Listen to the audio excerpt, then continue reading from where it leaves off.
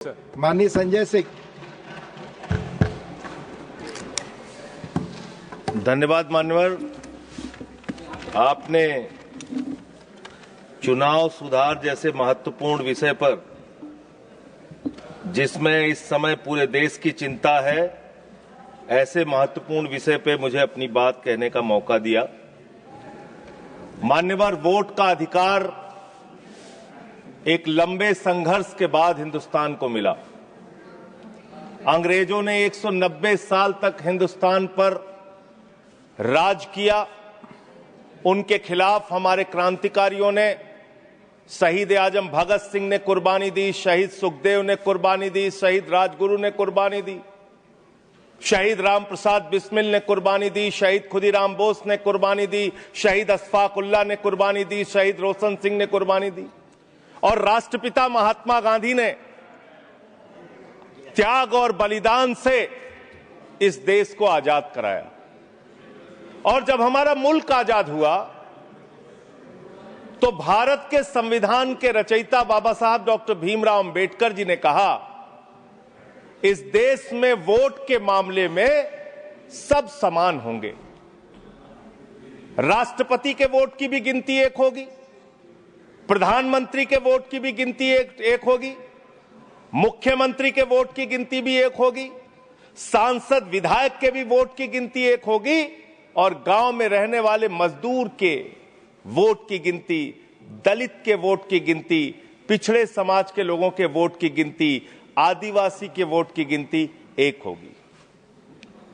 आज एसआईआर के जरिए ये जो चर्चा पूरे देश में एक खौफ का माहौल बना हुआ है, क्या वास्तव में एसआईआर के जरिए आप मतदाता सूची को साफ करना चाहते हैं या वोटर को ही साफ करना चाहते हैं?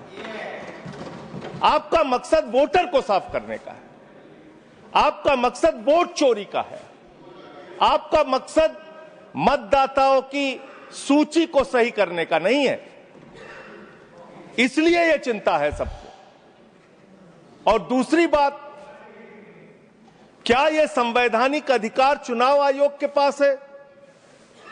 मान्यवर, बाबा साहब डॉक्टर भीमराव अंबेडकर जी ने जो देश का संविधान लिखा, हालांकि आपको गांधी से भी समस्या है, अंबेडकर से भी समस्या है, आपकी नेता प्रज्ञा ठाकुर तो राष्ट्रपिता महात्मा गांधी के बारे में अपशब्दों का इस्तेमाल करती हैं।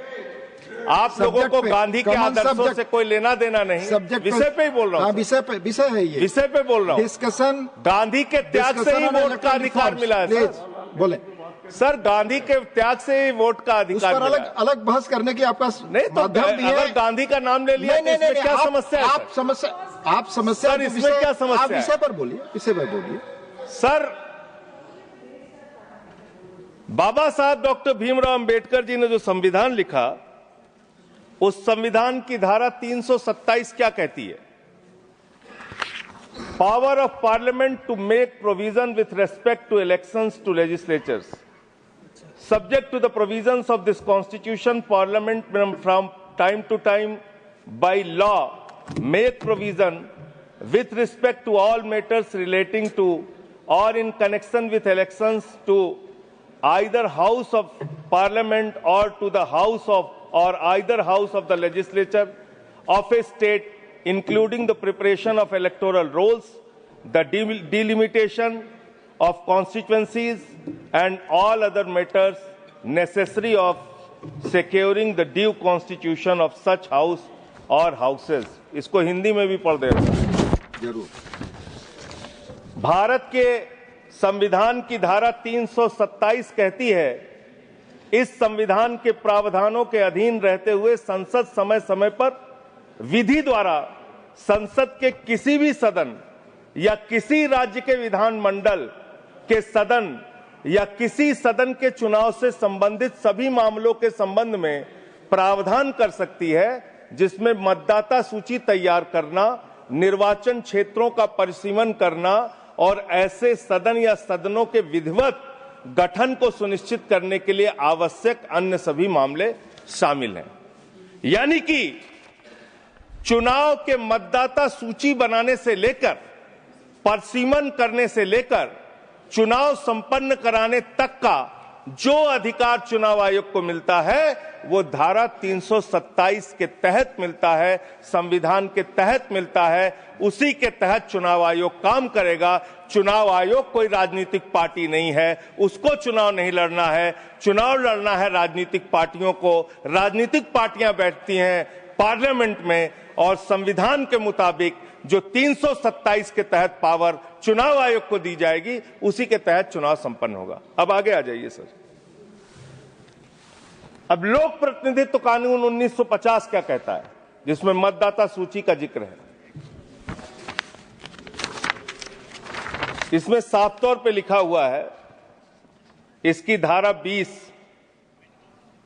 उपधारा 3 में अंतर्विष्ट किसी बात के होते हुए भी निर्वाचन आयोग किसी भी निर्वाचन क्षेत्र या निर्वाचन क्षेत्र के भाग के लिए निर्वाचक नामावली में ऐसी रीति में जिसे वह ठीक समझे विशेष पुनरीक्षण के लिए निर्देश उन कारणों से जो अवलिखित किए जाएंगे किसी भी समय दे सकेगा। कारण अवलिखित किए जाएंगे, ये साफ तौर पे यहां लिखा हुआ है। एसआईआर आप क्यों करा रहे हैं, ये कारण आपको देश को बताना पड़ेगा, ये कारण आपको देश के सामने रखना पड़ेगा। ऐसे नहीं कि हम तुगलक हो गए हैं, हमारे दिमाग में सनक आ गई है, हम पूरे देश में एसआईआर कराएंगे। संसदीय शब्दों का ही इस्तेमाल नहीं, शब्दों का नहीं सर। प्लीज सर, इसमें क्या गलत मैं कह रहा हूं? क्या तुगलकी फरमान जारी करके एसआईआर कराया जा सकता है? पॉइंट ऑफ ऑर्डर क्या है? पॉइंट ऑफ ऑर्डर किस रूल के तहत? 238 सर। हाँ बोलिए। Clause 5, reflect upon the conduct of persons in high authority unless the discussion is based on a substantive motion. I have already intervened. Please take your seat. हाँ माननीय संजय जी बोलिए आप। Sir, मैं ये कह रहा हूं कि चुनाव आयोग को चुनाव नहीं लड़ना है सर। कानून बनाना है संसद को और उन नियमों का पालन करवाना है चुनाव आयोग को। तो आपको जब ये ताकत ही नहीं है एसआईआर की, एसआईआर कराने की ताकत ही नहीं है, आप किसी विशेष परिस्थिति में कारण लिखकर तब आप किसी क्षेत्र का, मात्र किसी क्षेत्र का आप एसआईआर करा सकते हैं। पूरे देश का एसआईआर आप नहीं करा सकते। दूसरी बात सर, आते हैं बिहार के ऊपर। उससे पहले मैं थोड़ा जिक्र दिल्ली के चुनावों का कर लूं। दिल्ली के अंदर मान्यवर, मैं एक चीज आपको स्पष्ट कर दूं माननीय संजय जी। हाँ मैं समय दूंगा। मेरा टाइम। माननीय चेयरमैन ने यह बहस शुरू होने के समय ही 3 चीजें बहुत स्पष्ट की थी। उसमें एक ये भी बताया था कि honourable members, I would like to remind you that matters concerning a special intensive revision of electoral laws in various states are presently sub judice and under education of the Supreme Court of India. In this context, your attention is invited to Rule 238(1) of the Rules of Procedure and Conduct of Business in the Council of States, which states that a member while speaking shall not refer to any matter of fact on which a judicial decision is pending. Already judicial decision pending. Judicial decision पे तो मैं बात ही नहीं कर रहा हूं। Anything bye you bridge, जो sir जो प्रक्रिया संपन्न हो गई मैं उसकी और आपका इशारा कर रहा हूं डिसीजन की तरफ। सर चुनाव सुधार, मैं सुप्रीम कोर्ट के बारे में कोई बात ही नहीं कर रहा हूं सर। यू आर डिस्कसिंग मैं तो सिर्फ प्रोसेस के बारे में बात कर रहा हूं। मैंने आपको बता दिया, प्लीज आप बोले। सर देश में जो दिल्ली का जो चुनाव हुआ सर, उस दिल्ली के चुनाव में हमने बार बार शिकायत की चुनाव आयोग से। चुनाव आयोग चुनाव के दौरान दी गई शिकायतों को गंभीरता से लेने और उसका निस्तारण करने के लिए बना है। दिल्ली के अंदर जो नई दिल्ली कॉन्स्टिट्यूएंसी है, अरविंद केजरीवाल जी की कॉन्स्टिट्यूएंसी, वहां पर सर चुनाव शुरू होने से पहले ही 42,000 वोट काट दिए गए। 42,000 वोट काट दिए गए। उसका कोई कारण पता नहीं क्यों काट दिए गए, वो 42,000 वोट काट दिए गए।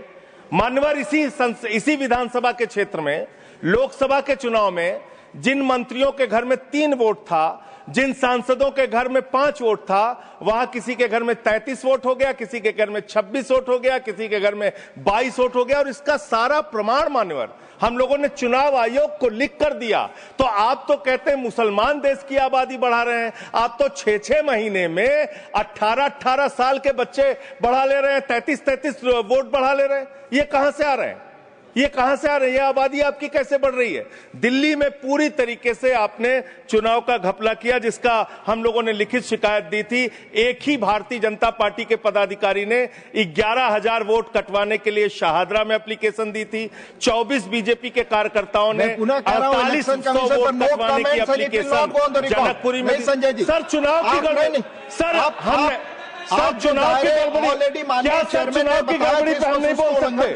सर फिर हमारा टाइम जा रहा है, सर फिर हमारा टाइम जा रहा है। स्पीक ऑन द सब्जेक्ट, आपका समय जा रहा है क्योंकि आप विषय से बाहर बोल रहे हैं। सर आप बताइए, चुनाव की गड़बड़ी पे मैं नहीं बोल सकता। सर मैं आपसे विनम्रतापूर्वक पूछना चाहता हूं, क्या चुनाव की गड़बड़ी पे मैं नहीं बोल सकता? चुनाव में हो रही गड़बड़ियों पे नहीं बोल सकता। इलेक्शन रिफॉर्म्स के पक्ष और विपक्ष में हम इलेक्शन रिफॉर्म्स कैसे होगा जब गड़बड़ियां नहीं बताएंगे? सर उन चीजों के बारे में जब गड़बड़ियां बताएंगे तो रिफॉर्म्स कैसे होगा? संसद में उठा चुके हैं जिन चीजों को। मैं आपसे हाथ जोड़कर पूछना चाहता हूं, एक सेकंड प्लीज। सर मैं आपसे विनम्रता पूर्वक पूछना चाहता हूं, चुनाव की गड़बड़ियों के बारे में अगर सदन को आपको नहीं बताऊंगा सर, तो उसका रिफॉर्म्स कैसे होगा? तो दिल्ली में अगर एक गड़बड़ी हुई है, जरूर आप बोले, ये आपका अधिकार है, पर स्पेसिफिक जो उदाहरण दे रहे हैं उसके बारे में पहले आप उठा चुके हो, वो अमान्य हो चुकी है चीजें। प्लीज नहीं सर, नहीं सर, नहीं सर, सर आपका समय जा रहा है, please come on the subject. Delhi के अंदर बड़े पैमाने पर वोट काटे गए और चुनाव में खुलेआम गड़बड़ियां की गई। अब बात करते हैं बिहार में। सर बिहार में आपने अचानक कहा पूरे राज्य का SIR होगा। SIR आपने कराया, करीब 65 लाख वोट काट दिए वहां पे। और मान्यवर, मैं आपके सामने कुछ विधानसभाओं की सूची पढ़ना चाहूंगा। मोतिहारी में 54,000 वोट काट दिया, बीजेपी 13,000 वोट से जीती। गोपालगंज में 66,000 वोट काट दिया, बीजेपी 28,000 वोट से जीती। संजय जी बरौली में 46,000 वोट काट दिया, बीजेपी 12,000 वोट से जीती। अनमोर में 37,000 वोट काट दिया, बीजेपी। सुप्रीम कोर्ट, ये सारी चीजें सुप्रीम कोर्ट में नहीं जाएगी रिकॉर्ड पे। सर ये गड़बड़ी पे बात हो रही है। गड़बड़ी मेरा समय चला जा रहा है, सुप्रीम कोर्ट के पास सर मेरा टाइम जा रहा है। सर विषय पर बोलिए। सर विषय पर बोल रहा हूँ सर। नहीं, विषय पर नहीं बोल रहे। विषय ऐसे तो फिर बात नहीं हो पाएगी। ठीक है सर, ऐसे बात नहीं हो पाएगी। आप हमारा टाइम खराब कर रहे हैं। विषय पर बोलिए। नहीं, मेरा सारा समय चला जा रहा है सर। आप विषय पर बोलिए। जो चीज सब जुडिस है उसके बारे में honourable chairman has made it clear. Please. बोलते वक्त इलेक्शन में ऐसे गड़बड़ियां होते हैं, उसको क्या करना चाहिए ये बता रहे हैं। ये सारे कंप्लेन माननीय LOP सुप्रीम कोर्ट के पास है। ये सब जुडिस मामला है, इस पर मैं अलाउ नहीं करूंगा। ऑलरेडी चेयरमैन ने कह दिया। माननीय संजय सिंह, आपका समय जा रहा है। आप माननीय सर, आप बोलने ही नहीं दे रहे हैं। फिर ऐसे बोलने नहीं दे रहे हैं आप कानून। सर चुनाव की गड़बड़ियों के बारे में नहीं बोलेंगे? आप संवैधानिक मर्यादाओं, चुनाव की गड़बड़ियों के बारे में नहीं बोलेंगे? चेयर पर आरोप करेंगे, ये आपको फ्रीडम है। आप कुछ भी कह सकते हैं नियम कायदे के बाहर जाकर के। और चेयर पर दूसरी बात सर, प्लीज, EVM का इस्तेमाल देश के अंदर शुरू हुआ। प्लीज। और जब EVM का इस्तेमाल शुरू हुआ, अपनी जगह बैठे, तो देश में तमाम बहस शुरू हुई। और EVM के ऊपर सबसे पहला किसी ने सवाल उठाया तो उस व्यक्ति का नाम है GVL नरसिम्हा। उन्होंने बाकायदा किताब लिखी है कि लोकतंत्र के ऊपर खतरा है ये EVM। और उसके बारे में लाल कृष्ण आडवाणी जी ने उनकी किताब के प्रशंसा करते हुए और EVM पे सवाल होते हुए, अब इस पे भी समस्या है, इस पे भी। तो उस पे पूरा EVM के ऊपर सबसे पहले इन लोगों ने सवाल उठाया। EVM किन किन देशों में था और कहां कहां बैन हो गया, मैं पढ़ के बता दे रहा हूं। जिन जिन देशों में बैन हो गया, जर्मनी में, नीदरलैंड में, आयरलैंड में, UK में, फ्रांस में, पुर्तगाल में, इटली में, ऑस्ट्रेलिया में, नॉर्वे में, कनाडा में, बेल्जियम में, साउथ कोरिया में, इन तमाम देशों में EVM था। EVM बंद हो गया। लेकिन मुझे एक मन में शंका होती है जो आपके माध्यम से उधर बैठे हुए लोगों से पूछना चाहता हूं। प्रधानमंत्री जी का आप बहुत गुणगान करते हैं। आप कहते हैं प्रधानमंत्री जी बहुत लोकप्रिय हैं, प्रधानमंत्री जी की लोकप्रियता चमक रही है, वो महामानव हैं, विश्व गुरु हैं। तो ये कौन सी लोकप्रियता है प्रधानमंत्री जी की कि भाई प्रधानमंत्री जी की कौन सी लोकप्रियता है कि ईवीएम से चुनाव कराएंगे तो लोकप्रियता कायम रहेगी, बैलेट से चुनाव कराएंगे तो लोकप्रियता खत्म हो जाएगी। अरे भैया, दोनों में अगर लोकप्रियता कायम है तो बैलेट से चुनाव करा लो, उसमें भी पता चल जाएगा कितने लोकप्रिय है प्रधानमंत्री जी, कितनी लोकप्रिय है भारतीय जनता पार्टी, कितने लोकप्रिय हैं आप लोग, ये आपको पता चल जाएगा। दूसरी बात मान्यवर, दूसरी बात, आपने अभी मैंने सुना कि डिटेंशन सेंटर बनाएंगे घुसपैठियों के लिए, और यह कहा गया कि इस पूरी चुनाव की प्रक्रिया के तहत जो लोग पकड़े जाएंगे घुसपैठिए, उनको उस डिटेंशन सेंटर में रखा जाएगा। मैं आपके माध्यम से इस सरकार से पूछना चाहता हूं, 11 साल से इस देश में ट्रंप की सरकार तो है नहीं, न बराक ओबामा की सरकार है, न बाइडेन की सरकार है, यहां पर प्रधानमंत्री नरेंद्र मोदी जी हैं और गृह मंत्री अमित शाह जी हैं। आपने 11 साल में कितने घुसपैठिए हिंदुस्तान से भगाए, इसके बारे में आंकड़ा दीजिए सदन को आप जानकारी दीजिए। आप बिहार जाते हैं, वहां घुसपैठिया चिल्लाते हैं, झारखंड जाते हैं, वहां घुसपैठिया चिल्लाते हैं, दिल्ली आते हैं, वहां घुसपैठिया चिल्लाते हैं, हरियाणा जाते हैं, वहां घुसपैठिया चिल्लाते हैं, महाराष्ट्र जाते हैं, वहां घुसपैठिया चिल्लाते हैं, आसाम जाते हैं, वहां घुसपैठिया चिल्लाते हैं, घुसपैठिया पकड़ नहीं पाते। यह कौन सा घुसपैठिया है? जहां पर चुनाव होगा वहां आपको घुसपैठिया मिल जाते हैं, आप पूरा चुनाव उसके ऊपर करते हैं। कितने घुसपैठिया बिहार में मिले, इसको बताइए, देश को, इस सदन में बताइए। मैं आपको बताना चाहता हूं मान्यवर, मात्र 315 वहां पर विदेशी नागरिक मिले, जिसमें 78 मुसलमान थे, बाकी नेपाल के हिंदू थे। उसको आप इसलिए आंकड़ा नहीं जारी कर रहे हैं, 65 लाख में सिर्फ 315 मिले। आपकी छाती पे तो सांप लौटने लगा, आपको तो मजा आया नहीं। आप डिटेंशन सेंटर बना रहे हैं उत्तर प्रदेश में। डिटेंशन सेंटर का पता है आपको? कानून, अंतर्राष्ट्रीय नियम। आपको स्कूल बनाने के लिए पैसा नहीं है, आपको अस्पताल बनाने के लिए पैसा नहीं है, मिड डे मील में आप बच्चों को नमक रोटी खिला रहे हैं, नौजवानों को रोजगार देने के लिए आपके पैसा नहीं है, खाद की बोरी देने के लिए पैसा नहीं है। आप कह रहे हैं आप अपनी सनक को पूरा करने के लिए डिटेंशन सेंटर बनाएंगे, जहां पे घुसपैठियों को रखेंगे, उनको फ्री बिजली, फ्री पानी, फ्री एजुकेशन, रहने का घर, सड़क, सब आप अपने पैसे से देंगे, देश की जनता के पैसे से देंगे। इसलिए मैं आपके माध्यम से सरकार को चेतावनी देना चाहता हूं, अगर कोई बांग्लादेशी मिले, कोई पाकिस्तानी मिले, कोई अफगानिस्तानी मिले, तो उसको उसके देश वापस भेज देना। हमारे पैसे से उनको यहां पे डिटेंशन सेंटर और घर बना के फ्री में बिजली, फ्री में पानी, फ्री में शिक्षा, फ्री में इलाज मत करना। और ज्यादा अगर आपको चिंता हो तो अपने घर के बाहर एक घर बना लेना, वहां रख लेना, वहां रख लेना, अपने घर में रख लेना। हम लोगों का पैसा मत बर्बाद करो अपनी सनक के चक्कर में, अपने सनक के चक्कर में। दूसरी बात, सनक शब्द असंसदीय शब्द ना बोले। नहीं सर, सनक सर क्या क्या बोलते हैं ये लोग, किसको किसको गाली नहीं देते हैं। संसदीय शब्द ही बोलना है और आपको भी बोलना है सर। बांग्लादेशी घुसपैठिया की ये लोग बात कर रहे हैं। लश्कर तोयबा का आतंकवादी, इनके माइनॉरिटी मोर्चा का अध्यक्ष था जम्मू कश्मीर में। लश्कर तोयबा का सब्जेक्ट पर तालिब हुसैन, सब्जेक्ट पर दैट विल गो सब्जेक्ट है, ये डिस्कशन सब्जेक्ट है सर। लश्कर तोयबा के आतंकवादियों को अपनी पार्टी में आप रखते हो, लश्कर तोयबा के आतंकवादियों को अपनी पार्टी में रखते हो, लश्कर तैयबा के आतंकवादियों को अपनी पार्टी में रखते हो, आतंकवादियों को अपनी पार्टी में रखते हो। आप यहाँ पे खाली देश का माहौल बिगाड़ना चाहते हो। मान्यवर, अभी उत्तर प्रदेश में चल रहा है SIR। उत्तर प्रदेश में अभी हमारी मीटिंग हुई वहां के मुख्य निर्वाचन अधिकारी से, वो कह रहे हैं 18% वोट काटे जाएंगे, करीब करीब 3 करोड़ वोट हमारे प्रदेश में काटे जाएंगे। और कैसे काटे जा रहे हैं? प्लीज संजय जी आप इधर बोलिए, चेयर की तरफ।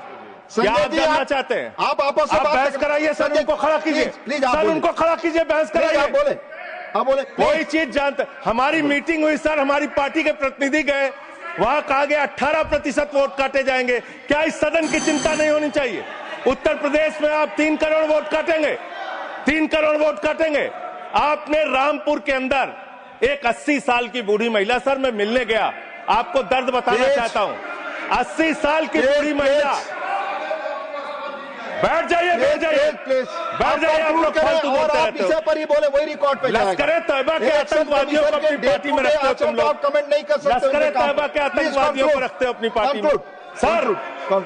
सर रामपुर में एक बूढ़ी महिला 80 साल की, उसका नाम है नूर जहां। सदन को उसकी चिंता सुननी चाहिए। उसने अपने 2 बेटे जो कुवैत में रहते हैं उनका फॉर्म भर दिया। उस 80 साल की बूढ़ी महिला नूर जहां के ऊपर मुकदमा हो गया सर, जबकि चुनाव आयोग का नियम कहता है कि अगर कोई आपका हिंदुस्तानी बच्चा विदेश में रहता है उसका भी मतदाता हिंदुस्तान में वो बन सकता है। मां ने फॉर्म भरा, आपने दर्ज कर दिया। धन्यवाद संजय जी। अरे सर हमारी पार्टी में से, अरे हमारी पार्टी में से एक आध मिनट ले लीजिए। ऑलरेडी मैंने मेरे पार्टी का समय है। 1 मिनट अधिक दिया सर। मैं दल का नेता हूं, मेरे पास अधिक दिया। सर मैं पार्टी का नेता हूं, मेरे पास टाइम है। ऑलरेडी 1 मिनट अधिक दिया। टाइम है सर। आपने लिखकर पहले नहीं दिलवाया। तो हम टाइम हमारे में से काट लीजिएगा, हमारे में से टाइम काट लीजिएगा। आप जल्दी बोलिए। 1 मिनट मुझे और दीजिए। आप 1 मिनट में कंक्लूड। सर मैं अंत में यही कहना चाहता हूं, आपके इस जोर दबाव के चक्कर में हिंदुस्तान के 35 बीएलओ अब तक अपनी जान गंवा चुके हैं। ये सदन, अरे कहां मंत्री जी, आपको कैसे पता चलेगा? इस सदन को श्रद्धांजलि देना चाहिए। उन 35 लोगों की हत्या की है आप लोगों ने। सर सेक्रेटरी जनरल, उन बीएलओ की हत्या के जिम्मेदार ये लोग हैं। सर धन्यवाद। Nothing is going on record. Please, आपका समय ओवर हो गया। For more of such videos, do like, share and subscribe to ET Now Swadesh.